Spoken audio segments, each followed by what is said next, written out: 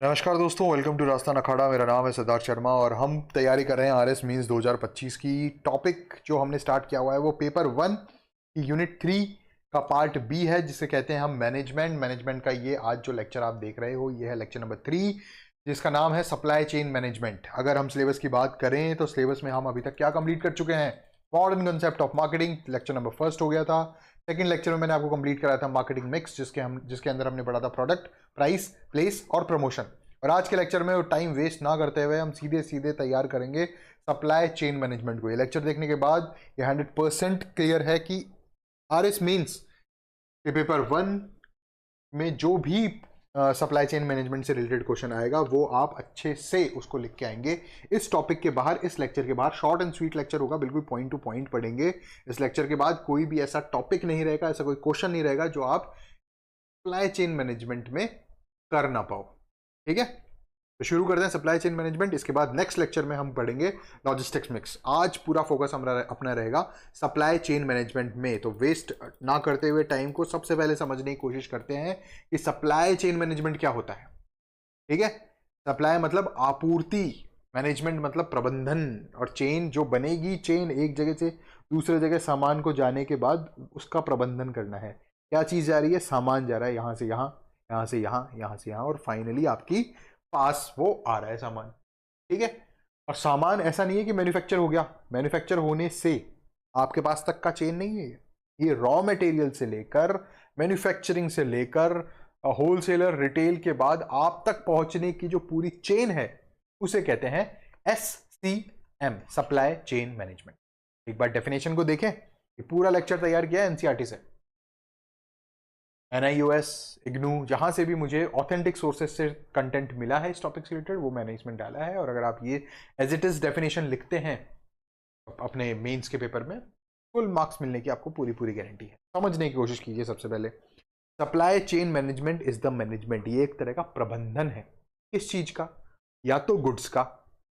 ठीक है, प्रबंधन, फ्लो ऑफ गुड्स, या फिर डेटा, या फिर फाइनेंस, कोई भी चीज हो सकती है। गुड्स का मतलब टी शर्ट, शर्ट, कोई भी ब्यूटी प्रोडक्ट, कुछ भी। सेकंड, डेटा, डेटा मतलब सॉफ्टवेयर, वेबसाइट, JPG मतलब फोटो, वीडियो, कुछ भी।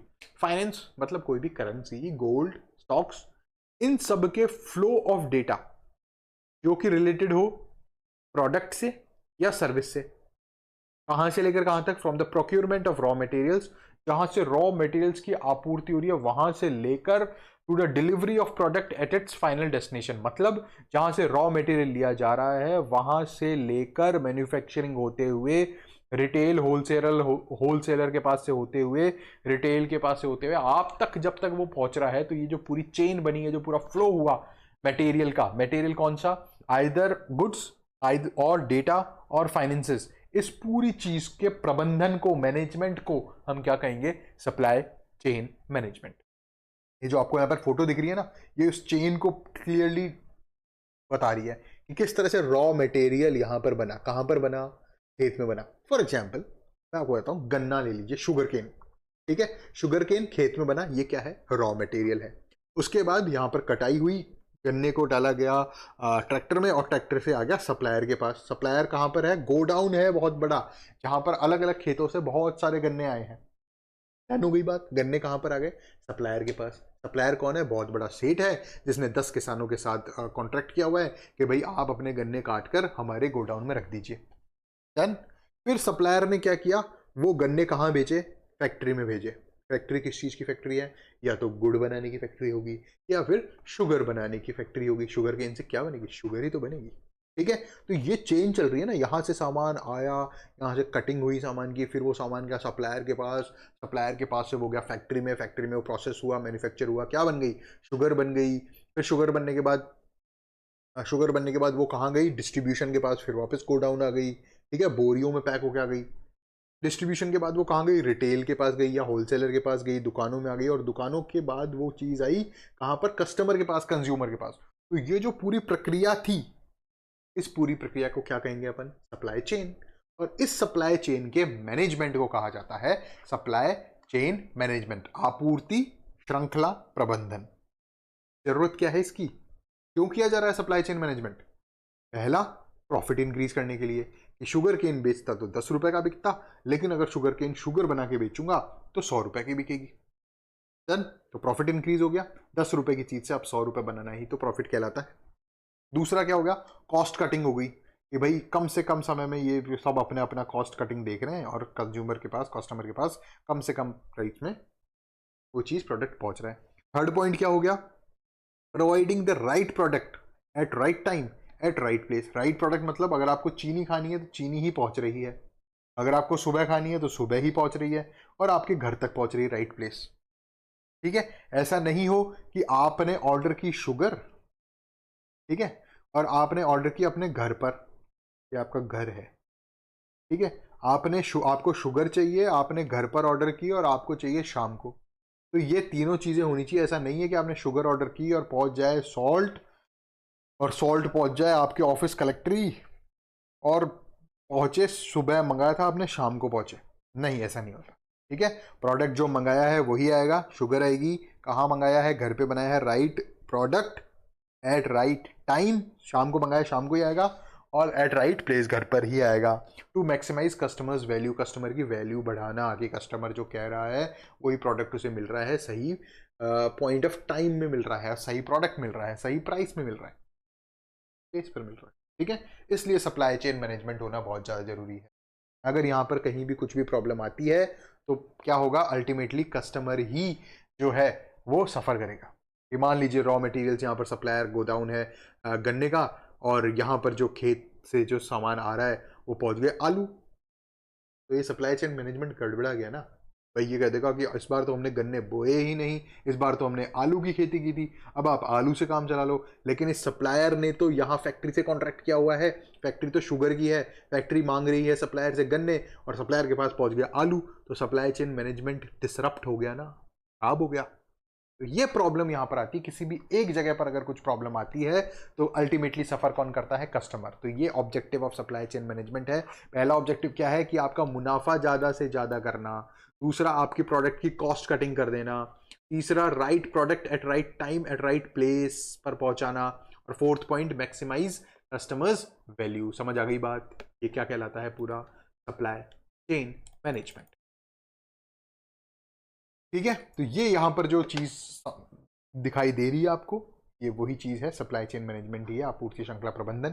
प्लानिंग होती है कि किस तरह से सामान पहुंचाया जाएगा, कौन सा सामान पहुंचाया जाएगा, कहाँ पहुंचाया जाएगा, फिर उसके बाद सोर्सिंग की जाती है, अलग अलग जगह से एक जगह सामान इकट्ठा किया जाता है, फिर उसको फैक्ट्रीज में जाके मैन्युफैक्चरिंग होता है, मैन्युफैक्चरिंग के बाद वो वेयर हाउसिंग वगैरह में कहीं पर जाके डिलीवरिंग की जाती है, और डिलीवरिंग के बाद लास्ट एक चीज़ आजकल और ट्रेंड में है कि रिटर्न कर दिया प्रोडक्ट। ठीक है, तो ये सारी चीज़ क्या कहलाती है, सप्लाई चेन मैनेजमेंट। क्या हो गई बात, ये कुछ फीचर्स हैं सप्लाई चेन मैनेजमेंट के जो हम एक बार डिटेल में देखते हैं। टोटल 8 फीचर्स जो है वो बताए गए हैं इस डायग्राम के थ्रू। सबसे पहले बात करते हैं, मोटा मोटा अपने को पता होना चाहिए कि सप्लाई चेन मैनेजमेंट, आपूर्ति श्रृंखला का जो प्रबंधन होता है उसके फीचर्स क्या क्या होने चाहिए। सबसे पहली चीज़ होनी चाहिए कि जो इन्वेंट्री है उसका मैनेजमेंट होना बहुत ज़्यादा आवश्यक है। दूसरा, कस्टमाइज्ड सॉल्यूशंस, कि जिस कंज्यूमर का जो प्रॉब्लम है उसी हिसाब से उसका सॉल्यूशन जो है वो कस्टमाइज्ड होना चाहिए, कंज्यूमर के हिसाब से, कस्टमर के हिसाब से। ठीक है, वो वेरी करेगा प्रॉब्लम टू प्रॉब्लम। उसके बाद ऑर्डर मैनेजमेंट, जो भी ऑर्डर्स वगैरह आ रहे हैं वो चाहे सप्लाई चेन में कहीं भी किसी भी पॉइंट ऑफ टाइम पर या पॉइंट ऑफ प्लेस पर कोई भी प्रॉब्लम आती है ऑर्डर्स से रिलेटेड, तो उनको मैनेज किया जा सके। ठीक है, उसके बाद जो स्टोरेज वाला काम आता है वो स्टोरेज कहाँ होगा, गोडाउन्स में होगा, वेयर हाउस पे होगा। तो वेयर हाउस मैनेजमेंट बहुत ज़्यादा इंपॉर्टेंट है। वेयर हाउस मैनेजमेंट में क्या क्या आ गया कि भाई जो जगह है वो साफ़ सुथरी है या नहीं है, गोडाउन वगैरह। ठीक है, अगर कोल्ड स्टोरेज चाहिए तो वो टेम्परेचर कंट्रोल वगैरह, कूलिंग सिस्टम वगैरह, कोल्ड स्टोरेज वगैरह, वो सारी चीज़ें है नहीं है। उसके अलावा इलेक्ट्रिसिटी सप्लाई जो है वो कंटिन्यूसली है नहीं है, और अगर नहीं है तो उसके लिए जनरेटर्स वगैरह वो सारी चीज़ें होनी चाहिए। ठीक है, फिफ्थ आ गया ट्रांसपोर्टेशन मैनेजमेंट, कि आपके पास कितने ट्रक्स वगैरह हैं या किस तरह से आप ट्रेन के थ्रू ट्रांसपोर्ट करवाएंगे रॉ मटेरियल्स को या मैन्युफैक्चर्ड मटेरियल्स को या पैक्ड मटेरियल्स को या ऑर्डर्स को। वो पूरा ट्रांसपोर्टेशन सिस्टम जो है वो ट्रांसपोर्टेशन मैनेजमेंट पे आ जाता है। उसके बाद क्लाउड बेस्ड सॉल्यूशन हो गया, सप्लाई चेन एनालिटिक्स हो गया, और रियल टाइम विजिबिलिटी हो गई कि आपको रियल टाइम में ये पता हो कि अभी मेरा ऑर्डर कहाँ पर है, अभी रॉ मटेरियल्स कहाँ तक पहुँचे, और बाकी सारी चीज़ें मतलब जो है वो पॉइंट टू पॉइंट आपको टाइम टू टाइम पता चलती रहे। तो ये सारी जो फीचर्स हैं, अगर ये होते हैं, ये आप कर रहे हैं, तो आपकी जो सप्लाई चेन मैनेजमेंट है वो बढ़िया चल रहा है।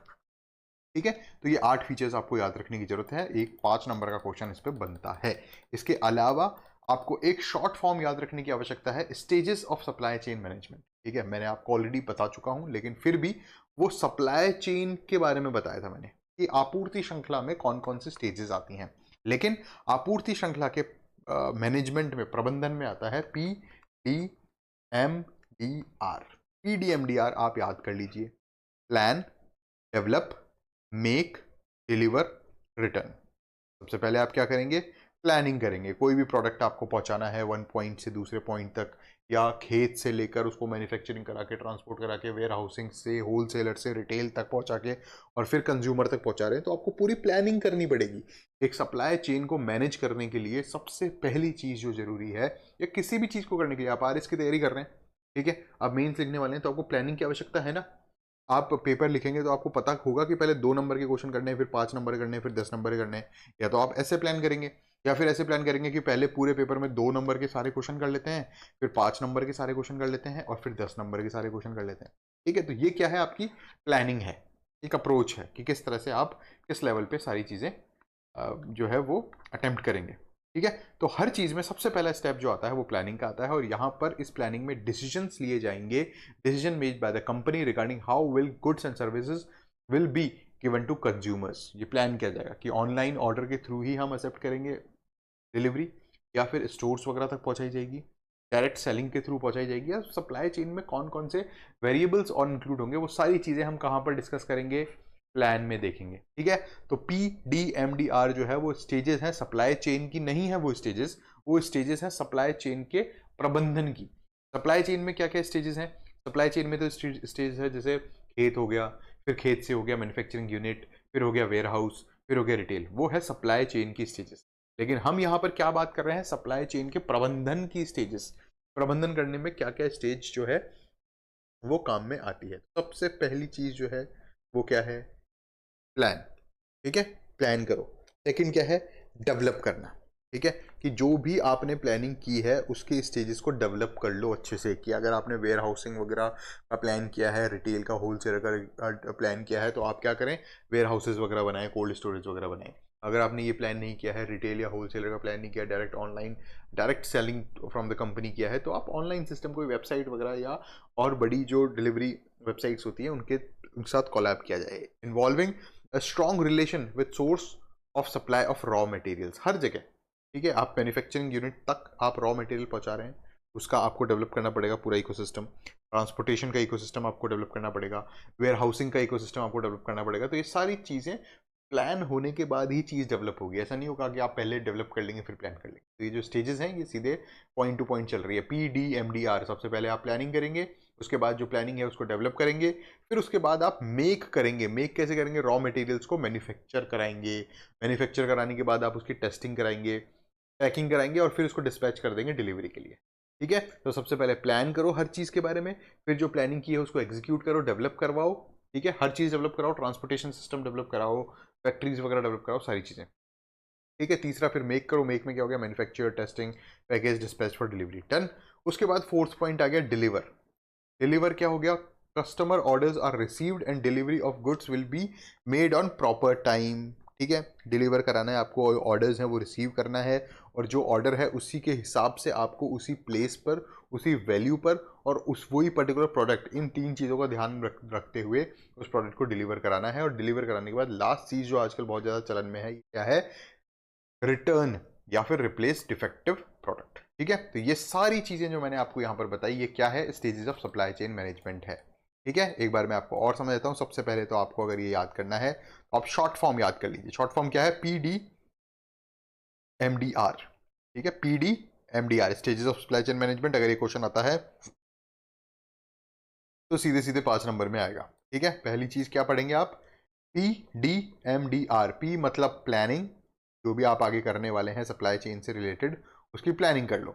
ठीक है। सेकंड चीज़ क्या है, डेवलप। जो भी आपने प्लानिंग किया है, जो भी इकोसिस्टम के बारे में आपने सोचा है, ट्रांसपोर्टेशन सिस्टम के बारे में सोचा है, उसको क्या कर लो, उसको डेवलप कर लो। ठीक है। थर्ड पॉइंट है मेक। ठीक है, कि जो भी चीज़ है, जो भी प्रोडक्ट आप बना रहे हैं, जो भी सर्विस आप बना रहे हैं, उसको मैन्युफैक्चर करना, टेस्टिंग करना, डिजाइनिंग करना, पैकेजिंग करना, और फिर इन दी एंड डिस्पैच कर देना। डिस्पैच आपने कर दिया तो उसकी डिलीवरी करवाना। ठीक है, सही टाइम पर। ऐसा नहीं है कि आज ऑर्डर कर रहे हैं 10 साल बाद वो जा रहा है, तो ये गलत हो गया। सही टाइम पर डिलीवरी करानी है। ठीक है। फिर सेकेंड पॉइंट क्या हो गया, सही टाइम पर डिलीवरी। पहली चीज़ तो ये होगी। दूसरी चीज़ क्या होगी कि सही प्रोडक्ट, क्वालिटी प्रोडक्ट अवेलेबल हो, और जिस प्राइस में व्यक्ति ने, कस्टमर ने ऑर्डर किया है, उसी प्राइस में वो डिलीवर हो।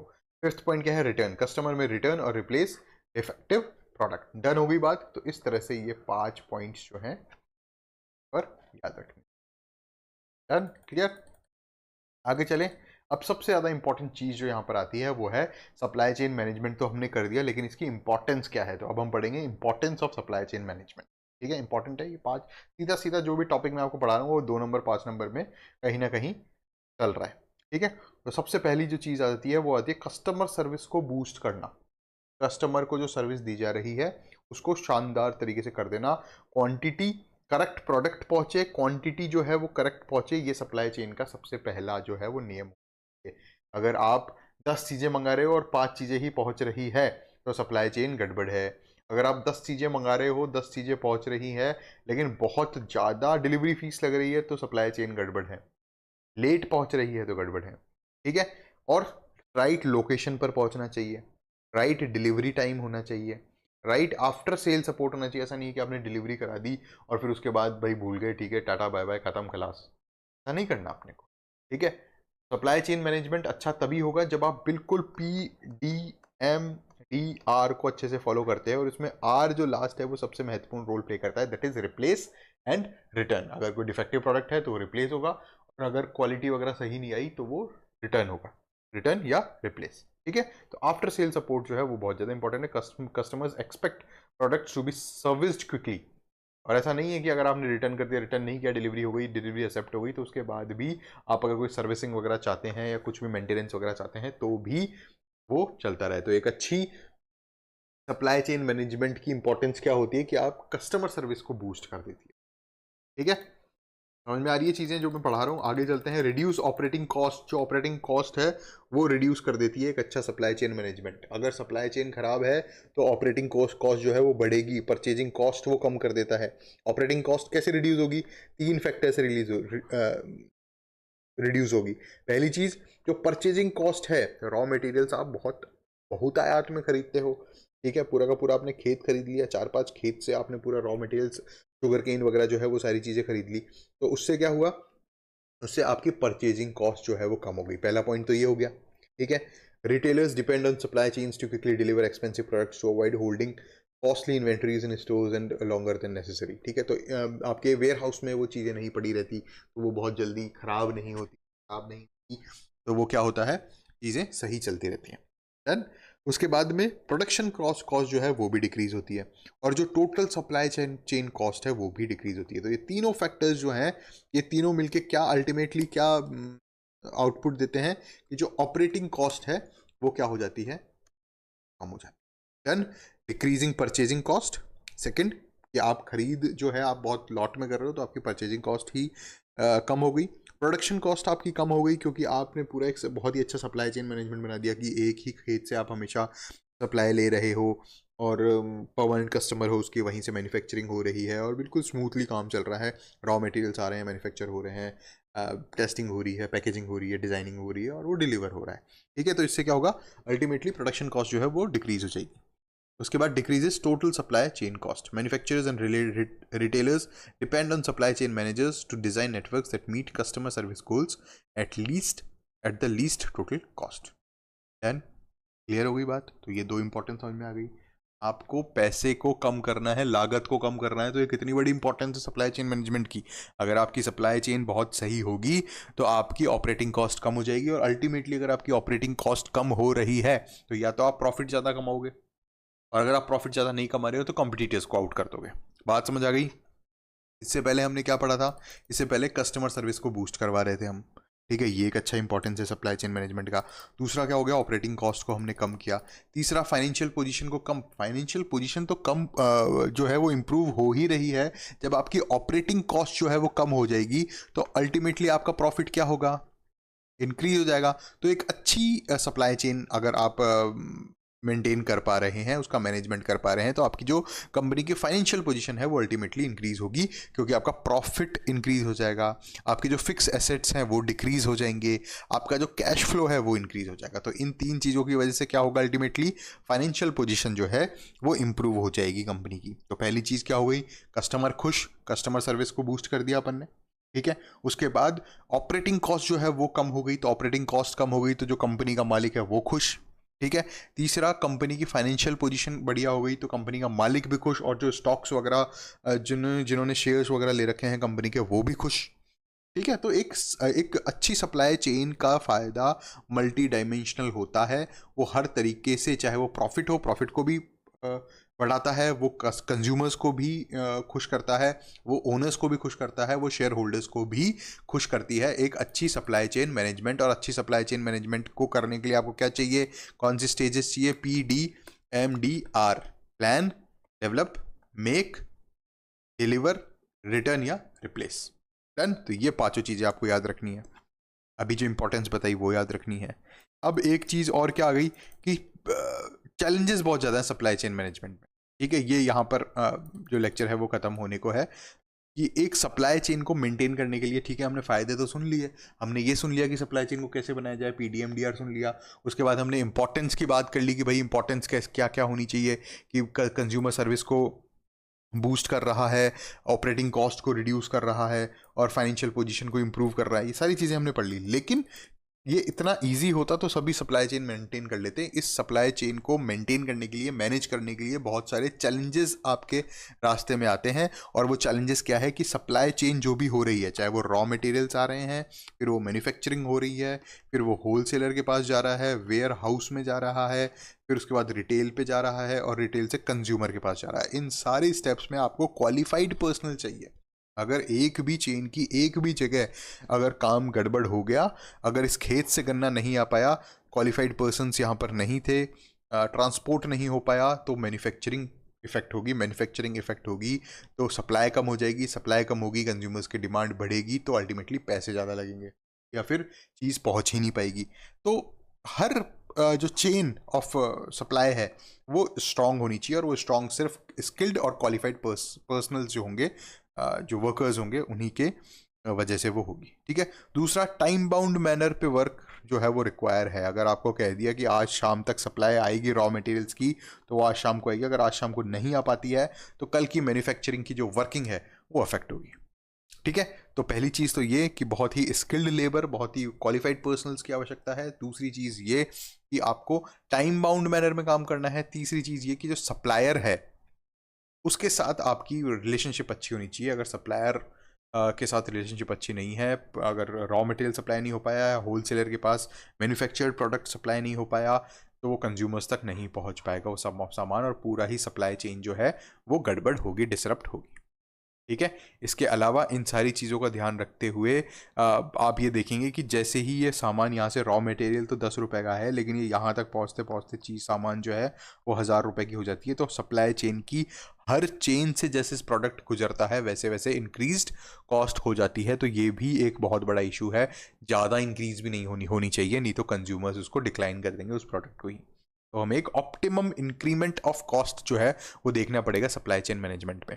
इसके अलावा ये सारी चीज़ें देखते हुए, क्वालिटी क्वांटिटी सब देखते हुए, आपको ये भी चीज़ अश्योर करनी पड़ेगी कि जो प्रोडक्ट यहाँ से मिलकर इन सारे स्टेजेस से गुजर कर आ रहा है वो भी क्वालिटी प्रोडक्ट हो। अगर प्रोडक्ट की क्वालिटी अल्टीमेटली लॉस हो रहा है इस पूरे चेन, इस पूरे प्रोसेस में, तो भाई फिर कोई मतलब नहीं है इस पूरी सप्लाई चेन का। तो ये सारे जो 5 पॉइंट हैं ये सप्लाई चेन मैनेजमेंट के सामने चैलेंजेस हैं। ठीक है, पहला, क्वालिफाइड पर्सन रिक्वायर्ड होनी चाहिए और हर स्टेज पे रिक्वायर होनी चाहिए। मान लीजिए आपके हर स्टेज पे एक्सपर्ट है, लेकिन मैन्युफैक्चरिंग में कोई ढीला आदमी बैठा हुआ है तो वो गड़बड़ कर देगा, सारी सप्लाई चेन की ही धज्जियां उड़ जाएंगी। देन टाइम बाउंड मैनर, अगर पूरी चेन बढ़िया है, सब कुछ सही है, लेकिन रॉ मटेरियल जो है वो टाइम बाउंड मैनर पे नहीं पहुंच पा रहा, ज़रूरत आज है और पहुंच 4 दिन बाद रहा है, तो भैया सप्लाई जो है वो डिसरप्ट होगी। सप्लाई डिसरप्ट होगी तो डिमांड बढ़ेगी, कॉस्टिंग बढ़ेगी और बहुत सारी चीज़ें गड़बड़ हो जाएगी। ठीक है, सप्लायर के साथ रिलेशनशिप अच्छी होनी चाहिए, उसको मेंटेन करना एक चैलेंज है, कॉस्ट को कंट्रोल करना एक चैलेंज है। हर स्टेज पे कॉस्ट बढ़ती है, लेकिन वहाँ हर जगह अपने को कंट्रोल करना है ताकि कॉस्ट जो है वो एब्रप्टली ज़्यादा ना बढ़ जाए। ठीक है, और इसी के साथ इन सारी चीज़ों को देखते हुए हमें क्वालिटी भी कस्टमर्स तक पहुंचानी है। तो ये सारी चीज़ें हमने आज पढ़ी। सप्लाई चेन मैनेजमेंट के बारे में पूरा सब कुछ मैं आपको खोल के एक एक चीज़ पढ़ा चुका हूँ। पहले मैंने आपको बताया सिलेबस के बारे में, उसके बाद सप्लाई चेन मैनेजमेंट की डेफिनेशन दी, फोटो के साथ आप अच्छे से समझ गए होंगे किस तरह से सप्लाई चेन मैनेजमेंट काम कर रहा है। ये क्या है, ये सप्लाई चेन है और सप्लाई चेन मैनेजमेंट अलग होता है। इसको मैनेज करने का जो प्रक्रिया है, जो प्रोसेस है, उसे क्या कहते हैं, सप्लाई चेन मैनेजमेंट। फिर हमने ऑब्जेक्टिव्स की बात की, सप्लाई चेन मैनेजमेंट होता क्या है, planning, sourcing, manufacturing, delivering, returning, ये सारी चीज़ मैनेजमेंट के अंदर आती है। ठीक है, PDMDR जो है वो हमने पढ़ा, features of supply chain management पढ़े, स्टेजेस पढ़ी, PDMDR ये इंपॉर्टेंट है, इसको याद कर लीजिएगा, 5 नंबर का क्वेश्चन आता है। उसके बाद इंपॉर्टेंस ऑफ सप्लाई चेन पड़ी। सबसे पहली चीज़ कंज्यूमर सर्विस को बूस्ट कर रहा है, दूसरी चीज़ ऑपरेटिंग कॉस्ट को कम कर रहा है और तीसरी चीज़ फाइनेंशियल पोजीशन को इंक्रीज़ कर रहा है, इस तरह से प्रॉफिट को इंक्रीज़ करते हुए, फिक्स्ड एसेट को डिक्रीज़ करते हुए और कैश फ्लो को इंक्रीज़ करते हुए। उसके बाद हमने challenges before supply chain management पढ़ा और इसी के साथ आज का जो लेक्चर है सप्लाई चेन मैनेजमेंट का वो कंप्लीट हो चुका है। हम कंप्लीट कर चुके हैं मॉडर्न कंसेप्ट ऑफ मार्केटिंग, हम कंप्लीट कर चुके हैं मार्केटिंग मिक्स जिसके अंदर 4P आते हैं, product, price, place and promotion, और आज हमारा सप्लाई चेन मैनेजमेंट भी कंप्लीट हो गया। नेक्स्ट लेक्चर में हम पढ़ेंगे लॉजिस्टिक्स मिक्स, उसके बाद ई कॉमर्स एंड मार्केटिंग और उसके बाद बिजनेस एंड कॉर्पोरेट एथिक्स। ठीक है, अगले 3 लेक्चर्स में, छोटे छोटे लेक्चर्स में ये फर्स्ट जो पॉइंट है आपका पूरा कंप्लीट हो जाएगा। ठीक है, उसके बाद सब्सिक्वेंटली हम पूरा सिलेबस करने के लिए प्रतिबद्ध हैं। ऑल द बेस्ट, मेहनत करते रहिए, राइटिंग प्रैक्टिस करते रहिए, रिविजन करते रहिए, क्वालिटी कंटेंट हम प्रोवाइड करा ही रहे हैं NCERT वगैरह से। All the best, thank you.